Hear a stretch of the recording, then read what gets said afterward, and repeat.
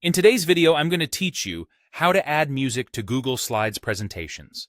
If you've ever wanted to give your slides a more engaging atmosphere or set the tone for a talk, adding audio is a simple way to do it. We'll keep this straightforward and make sure you know exactly what to expect at each step. First, you'll upload your audio file to Google Drive. Google Slides works best with MP3 or wavy files, so make sure your audio is saved in one of those formats. On your computer, locate the track you want to use, then open Google Drive in your browser. You can drag and drop the audio file right into Drive, or use the New button and choose File Upload.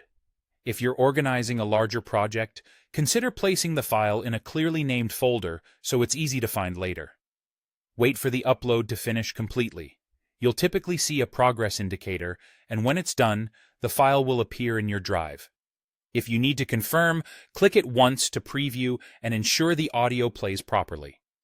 Next, head over to your Google Slides presentation and open the slide where you want the audio to live. Go to the top menu, click Insert, and then choose Audio. This tells Slides that you'd like to pull in sound from your drive.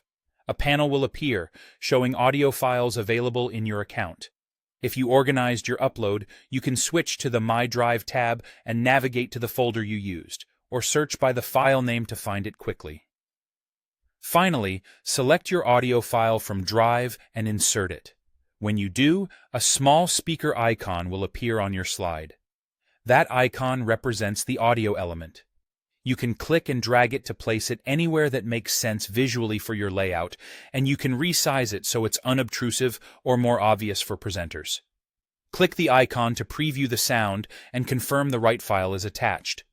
If you don't hear anything, make sure your computer volume isn't muted and that the file you uploaded is supported.